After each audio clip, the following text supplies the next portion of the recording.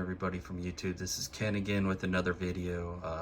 I'm doing a video series about all the game consoles I have and just reviewing them one by one. So yeah, I'm doing this one on the Nintendo Entertainment System. And yeah, this system came out in 1985 by Nintendo, obviously. The predecessor to this one was the Atari 2600 or Atari line of computers.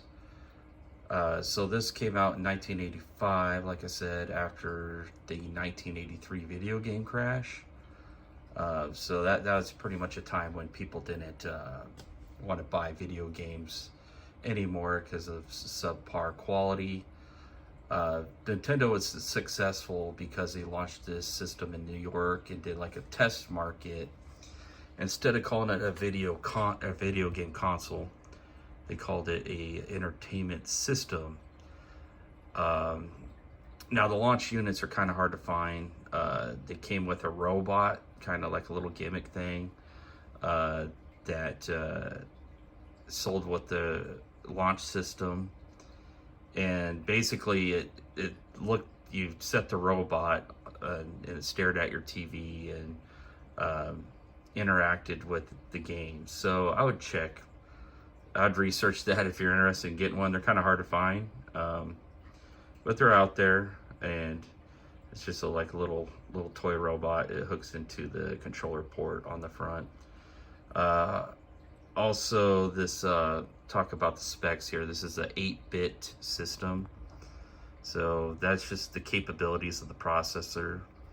The processor ran at 1.79 megahertz. So today's standards, you know, you're into gigahertz, right, or gigaflops. So pretty interesting. Let's see, I was probably about 3 years old, you know, or 2 when this system initially launched. So it ran from 1985 to 1995, so it had a 10-year lifespan, and I'm 40 years old. So people that are in their late 30s to about mid 40s, it's a pretty nostalgic system for them. You know, this is what put Nintendo on the map to this day.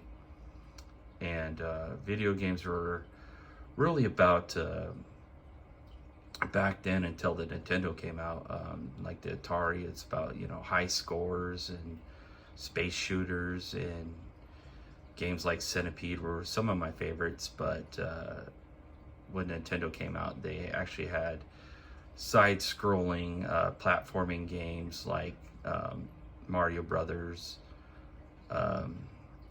and Mario 2, Mario 3, you know, Double Dragon, you know. So you had some games that came out that were ported from the arcade to work on the NES. They didn't look as good as the arcade, but at least you could play them at home. So yeah, that's really unique about this system. Now, I'm just going to go through like the controllers.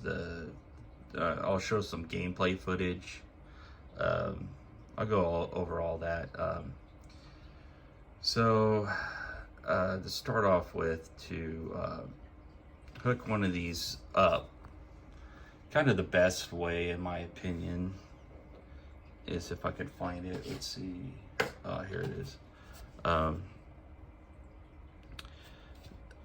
As you can see on the side, and I'll show more of that. I'll go over the whole system. But to play one of these, modern TVs don't have the yellow, white, and red cables. So this is your video, this is your left audio, right audio, so stereo sound. Unfortunately, this is kind of like the best way that I know of without getting your console modded for HDMI to hook it up to a TV. Now, there's another connector that this console supports that's called RF, that works on much older TVs, and this is just more better picture quality. This is a step up from RF.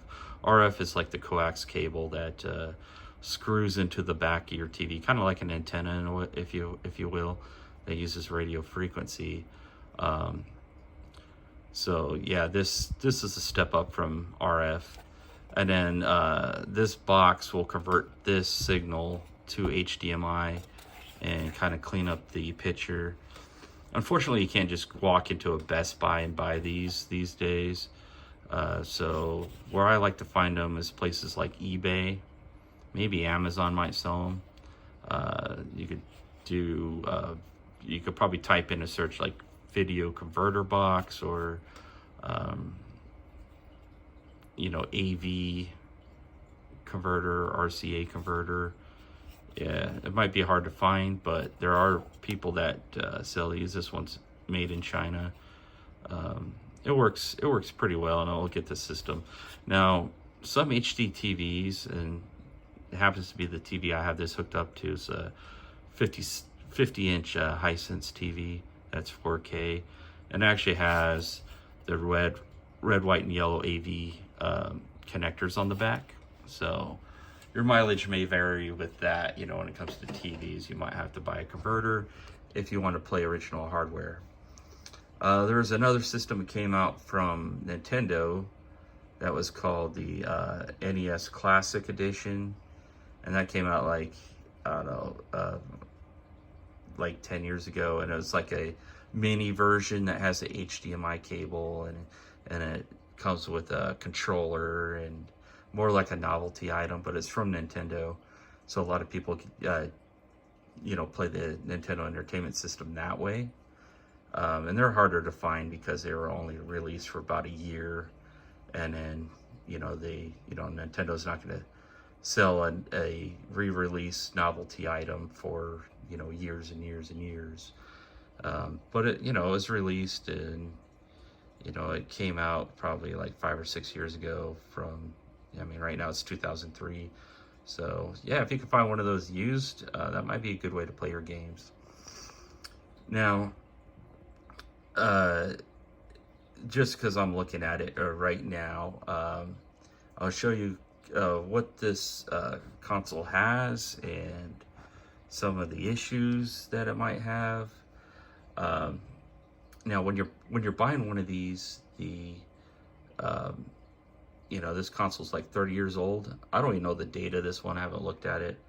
I bought this from a game store a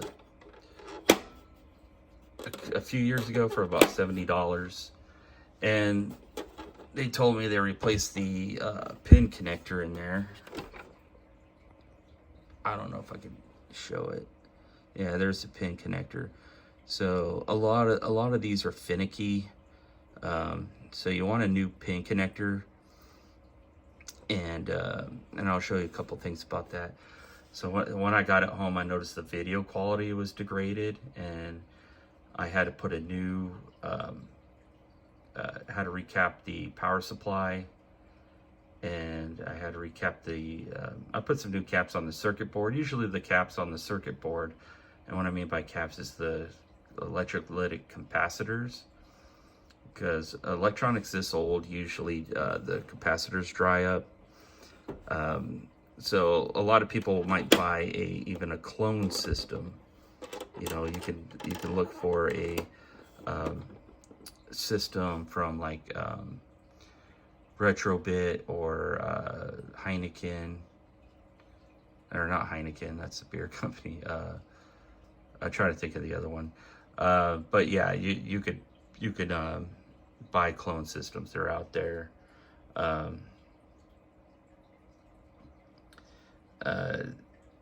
You can see Gamer Z's another one, I think.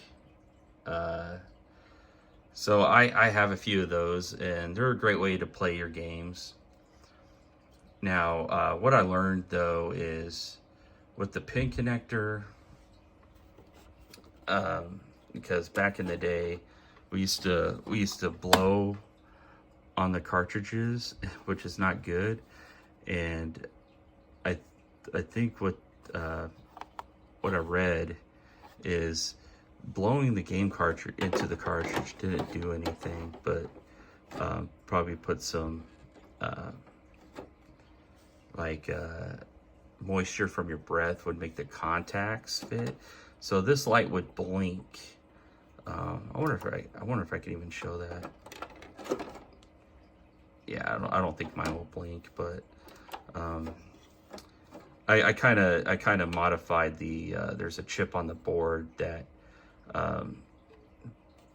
bypasses or checks the security, make sure it's a legit console or game. I mean, and it's called the 10NES chip, and I clipped took some cutters and just clipped the leg of the chip. So you could do that mod if you feel comfortable in doing it. If you buy one of these, you're taking a risk. I want to spend. So I seen some people spend about $200 on one of these. Like I said, I spent $70 because it sounded legit till I got it home, and thank God I know how to recap a board, because the video was just all snowy and didn't look right. And I looked at the capacitors, and a lot of them were starting to leak. So I saved this console from the trash bin, basically. But what I noticed with the pin connector, if you replace it,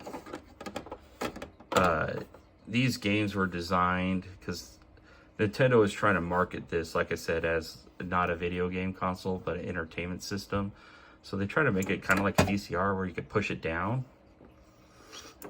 And what I do is, and the people at the game store that, mentioned this, because I asked them why they had the game just sitting like that, is because that wears out the pin connector. But if you just slide it in and turn it on, it'll play the game.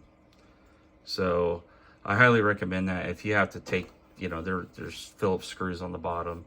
You could take it apart with just a standard screwdriver or Phillips head screwdriver, which is pretty common. And you could just replace the pin connectors. You can find those on eBay, maybe even Amazon. And, read the reviews of the pin connectors. Sometimes if you pay less, you get less. If you pay more, you get more. So they're about $10, $15, for a pin connector. Sometimes $5. I'd probably stay away from any $5 pin connector, unless you find one identical and it's just been marked up from a different seller. So the eBay is what I recommend to find, replacement parts, aftermarket parts, things of that nature, even Amazon. Now these consoles can yellow. They had 2 NESs at the game store I bought this from, then again, a few years ago, probably 5 years ago. And one was yellowed and this one wasn't. So I picked the non-yellow one because cosmetics is kind of everything when you're collecting one of these. I don't just collect game consoles. I like to play the games. These are games I grew up on. Now, let me show you a few things here as far as controllers go. Here's the original NES controller. And you got just 2 buttons, A and B. You got start and select.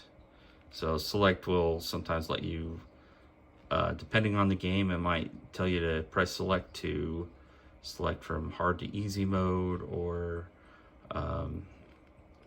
sound from mono to stereo, or just a variety of things. So that's just kind of optional button in most games. A lot of games require start to start the game. So when you put in the cartridge, it'll say press start on your TV, and you press start, and the game will go from the title screen basically to play in the actual game itself. So pretty simple. Now these are convexed, so that's something that Nintendo invented back in the day. They also invented the D-pad, from what I understand. So they use this on the Game Boy. I think even the GameCube uses the D-pad. Nintendo DS. So a lot of their portable systems use the D-pad. So the D stands for digital.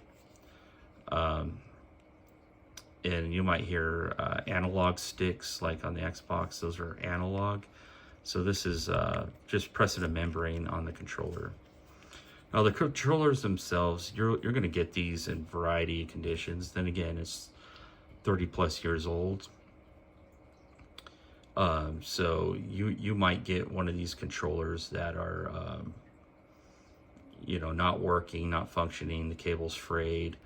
A lot of times when you buy them, what I do right away is when I buy one, I take all the screws out. I take some isopropyl alcohol and some Q-tips, and I take the buttons out, and I clean around the buttons. I clean the circuit board, because these connect with a pad on the circuit board, and I just examine it and see, you know, if it's in good condition. Sometimes you could buy the little rubber membranes under there if they're worn out aftermarket. The thing about these controllers, they're hard to get ones that are replicated well, and that's probably going to be the same with most of these types of controllers. It's just aftermarket ones, like the buttons are too, like, it's just the feel of them.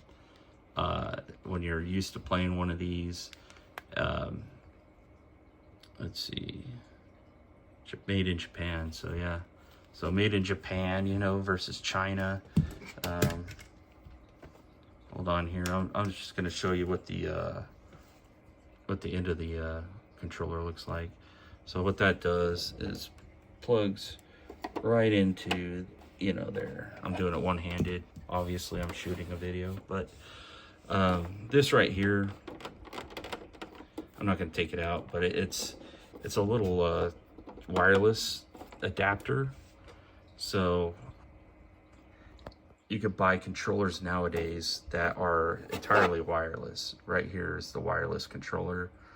It's a 2.4 gigahertz. It's from 8BitDo or 8BitDo.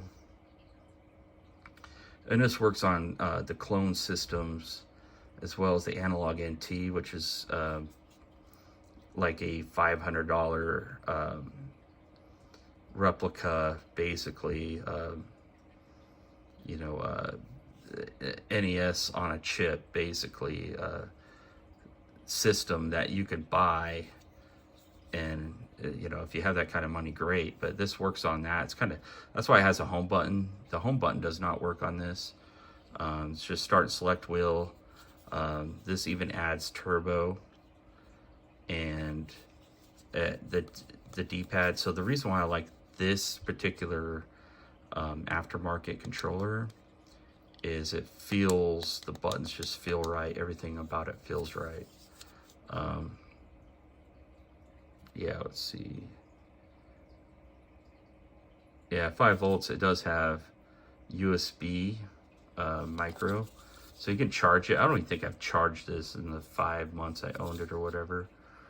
Maybe once. I think I initially charged it when I first got it. So the batteries lasted a long time. So this is a good alternative in 2022, 2023. Yeah, look out for these. They're about 30 bucks on Amazon. That's where I got mine. Let's see, I dropped the other controller. This this controller is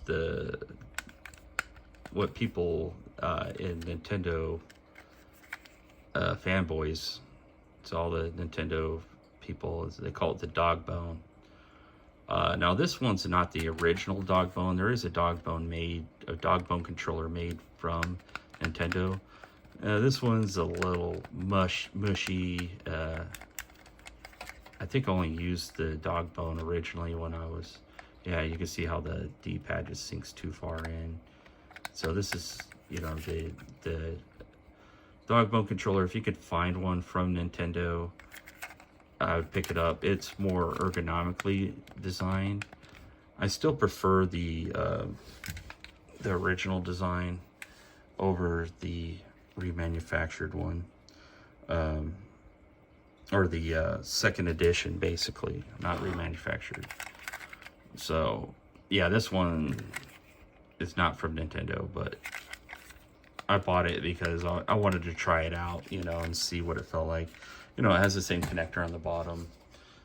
This one I bought for $4.99. I still have the box for it. Don't know why, but comfortable shape, 2 face buttons, 8-foot cable, from what, Tanami. I wouldn't really recommend these ones. If you can, find the original one. So yeah, let's go ahead and look at the back of the console. All right, here we are at the back of the system. And you can kind of tell the shape of it. So you have your power adapter. That's an AC power adapter right there. If you can find one of these power adapters, original's best. Sometimes there might be aftermarket ones you can buy. They vary in quality as well. Then again, eBay, Amazon, I'd check sites like that to get one. But definitely read the reviews and see if it's something you want to pick up for it. Power adapters usually, if you're paying more than $100, you should get one with a power adapter. This one's RF, so that's a cable. So these cables, it might come with one of these, but I wouldn't even use it. This is for your old CRT tube TVs, you know, from the 80s and 90s and 70s and beyond. So you would plug one into there, and then the other side has a cable connector on the end. And I should have brought it out. I do have one. The Nintendo version is what you should get with it. You know, if you get this complete in box, someone has original box and all the controllers and hookups, this should come with it. And it has a box attached to it that they call it an RF modulator. That's from Nintendo. So now that I think of it, you should get one if you're buying one in box. If it doesn't have this, it's not complete in box. If it doesn't have the power adapter, it's not complete in box. And if it doesn't have, I believe, at least one controller, I'd fact check that. It's not new in box. And then channel 3 and 4. So back in the day, I'd say all TVs, right? Yeah, you would get channels through your antenna, and you might have a channel frequency that's being used by a broadcast station. Like channel 3 might be news, or channel 4 might be news or sports or whatever. It might be a certain channel in your area. So this will allow you to switch the frequency. Sometimes the picture might look better on channel 3. It might look better on channel 4, but that's only if you're using the RF connection that screws into the back of your older TV. Some HD TVs might actually accept that. You know, some early HD TVs might have the little screw-in coax connector on the back. But honestly, I wouldn't even worry about that. I would use I think this is just left audio. I don't know why it's colored red, but audio and video. So this has mono sound. The NES doesn't have stereo sound by default. And here's all your manufacture dates and everything. Yeah, let's see. NES-001 is the model number. I don't remember that, but I forgot. Copyright in 1985. I was hoping it would show a manufacture date. Right there's your serial number. So a lower serial number, I think N means North America, if I'm not mistaken. But a lower serial number means if it's an earlier model. So this one might be a later model. And this is your expansion cover, which was, at least in America, this was never used. The Famicom is what the NES was called in Japan. It had like a disk drive system. It used kind of like floppy disk technology. And you could play like games like Zelda, and you can also play cartridge games, and it was a top loader. So this port was used in Japan. It was just never used in the United States or Europe or Australia. So yeah, you got ventilation there. Pretty much it's pretty basic system. Now there was a top loader model that came out like 92 or so that allowed you to put the games on the top, kind of like the Sega Genesis over here. So you just put the games in the top, and you wouldn't have the light blinking, and you wouldn't have to blow on it and push it back and forth in. So yeah, that pretty much covers the Nintendo Entertainment Center system. But you know, I'll show some games here, and then I think I'll show some gameplay. Why not? Um, you've probably seen gameplay before, but I'll show you the game I had that I put in the system.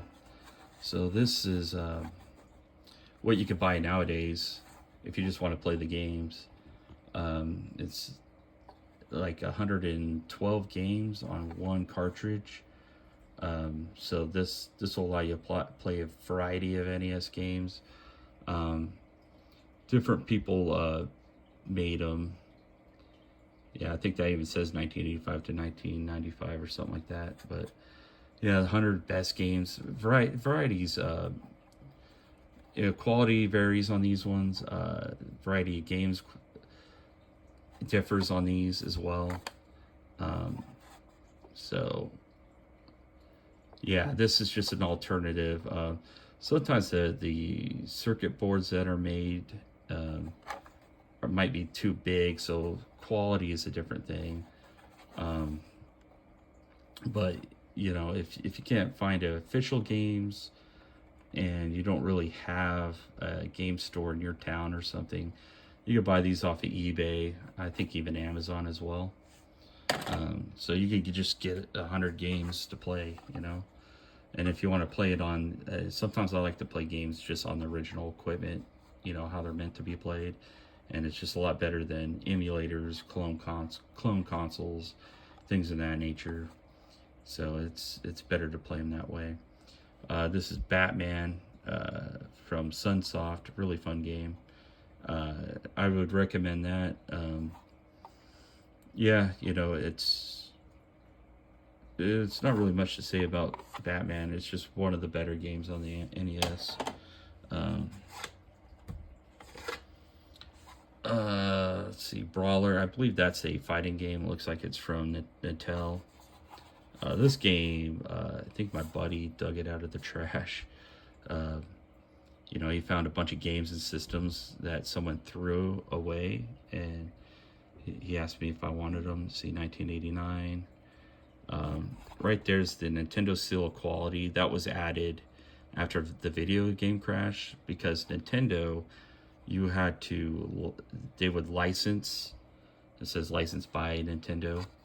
So they try to keep the quality good, but they also kind of embargoed other game developers to port their game to a different system. So we didn't really back in those days, we didn't really have a game release and then you play the same game on the Sega Master System and on the NES. There are some games that were cross-platform, but not very many. Tetris classic, puzzle game from Russia with fun. Yeah, this game was actually invented in Russia, at all places. I don't think I paid very much. Yeah, I still have the label on there. Fun game. I prefer the Game Boy version, but this one's pretty fun.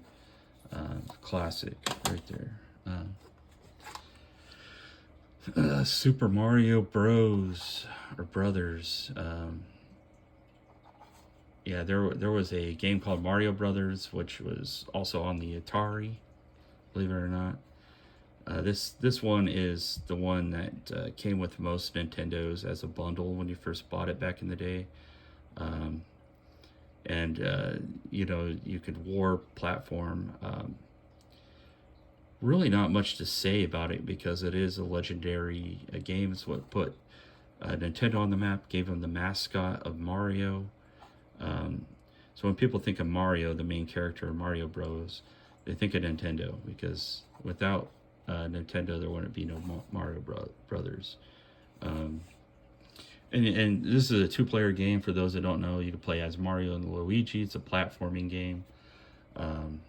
Definitely, you know, I might show some footage of this one.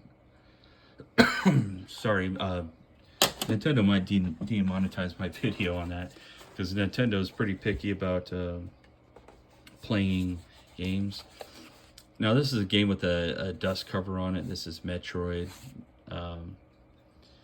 Yeah, I thought I got this at a secondhand store. I guess not, but game prices do vary. So, you know, they, depending on how rare the game is, because you know, I'm a gamer. I'm not a collector. A lot of people, you know, in the industry of basically buying these new in box, and because they came in cardboard boxes when they're first released and sealed, and so a lot of people sit on stuff like this, and that's why I recommend, you know, the multi-cart. You know, there's even something called the EverDrive that will allow you to put a micro SD card into a cartridge and then put it in the NES. So I recommend that if you just want to play the games and you're like me, you this is not retirement for you. So some of these games can be expensive. A game in this condition is usually like $20. You know, I want to spend more than that for a NES game.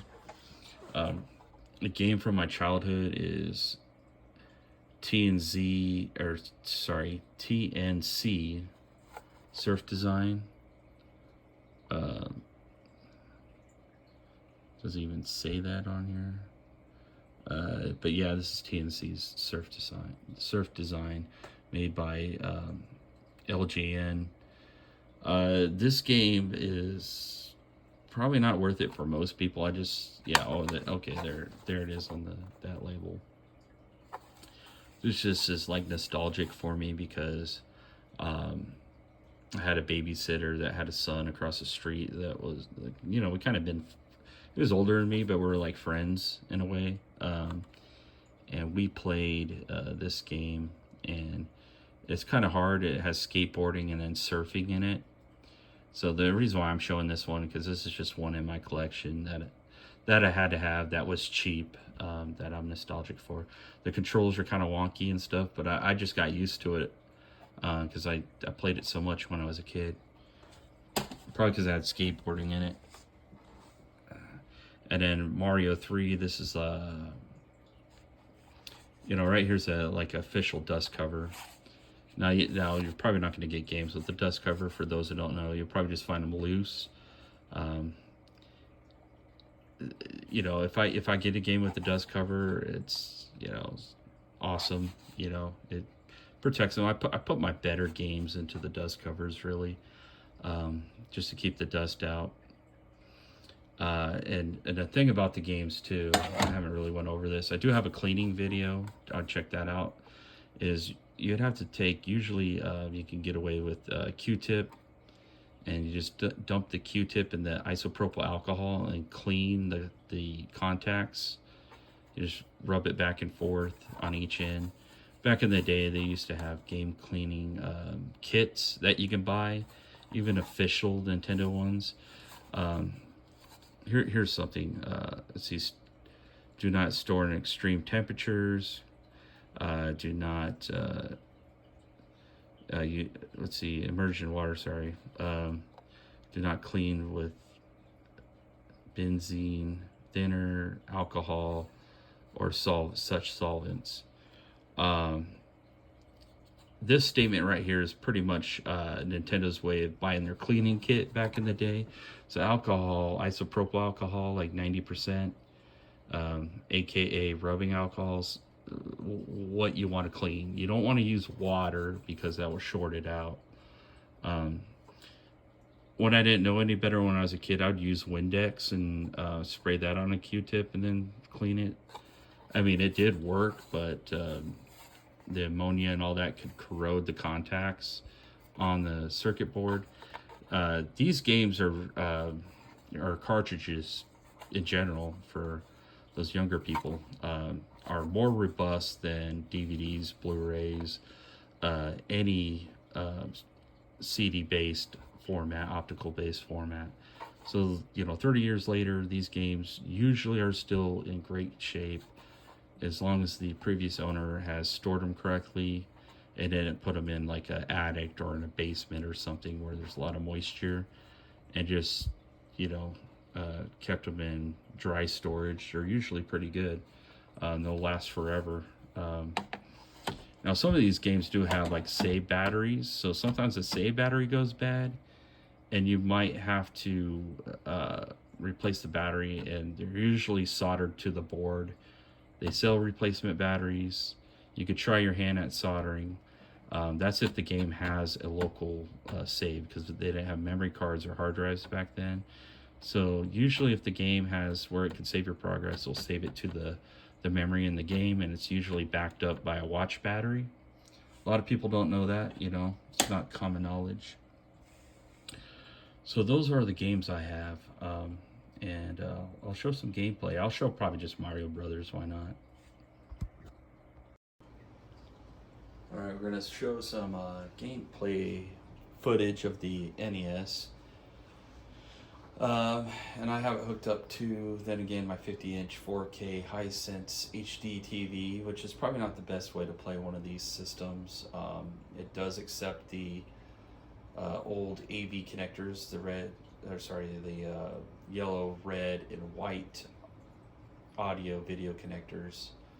I do want to mention, if you want to play this the best way on an HD TV, is you can get the analog, I think it's called the NT, or the Nintendo, yeah, I think it's the NT from Analog.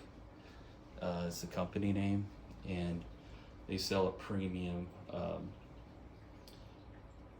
clone. And when I say clone, I mean, they, from what I understand, they either pulled chips from an original Nintendo system that wasn't working and made their own. And I wish I had one to show you guys, but they range anywhere from like $300 to $500 if you can find one.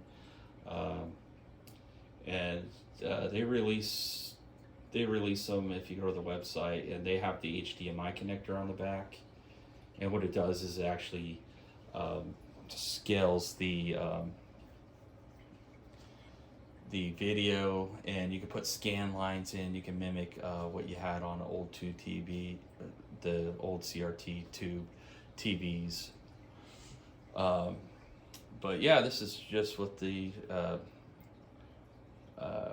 yellow, red, and white cables connected. If it was the RF, it would probably be grainier, and I don't even know if this TV supports any analog signals like that. So I'm kind of fortunate on this one. It's kind of the reason why I bought the TV, because I bought with retro gaming in mind. So to show this game here, I'm pressing select, and you can choose between 1 and 2 players. So if you do 2 players, you'll have Luigi and Mario. So the second player will be Luigi, and the first player will be Mario. And you just take turns. Once Mario dies, then Luigi can play. And then you start off with 3 lives. And this kind of just showcases the platform playing. And this was a huge step from the Atari. And basically it was all about the games with Nintendo, you know. Let's see if I remember right. There might be.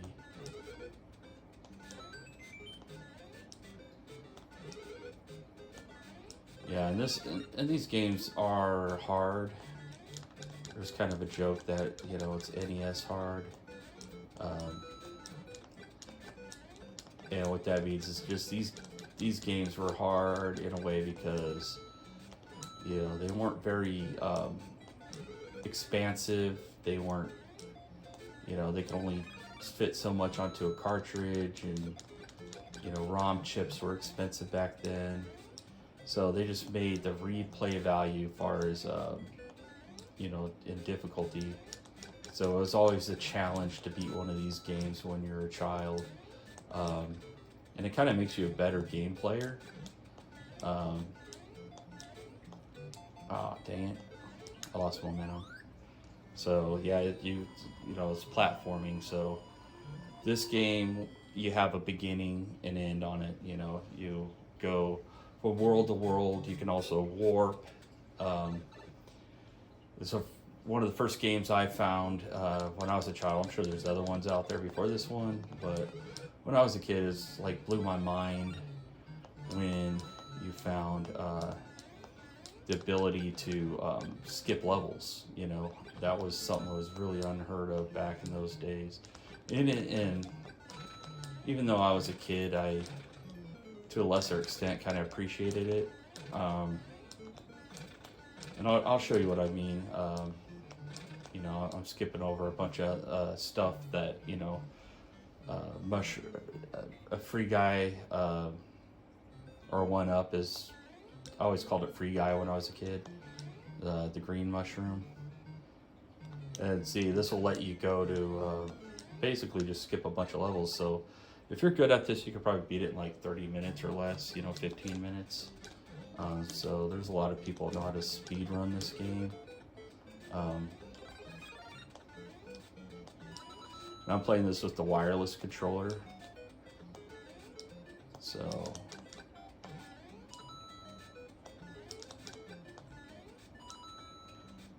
and as far as the graphics and the video quality, it looks decent with a upscaler or a TV it supports.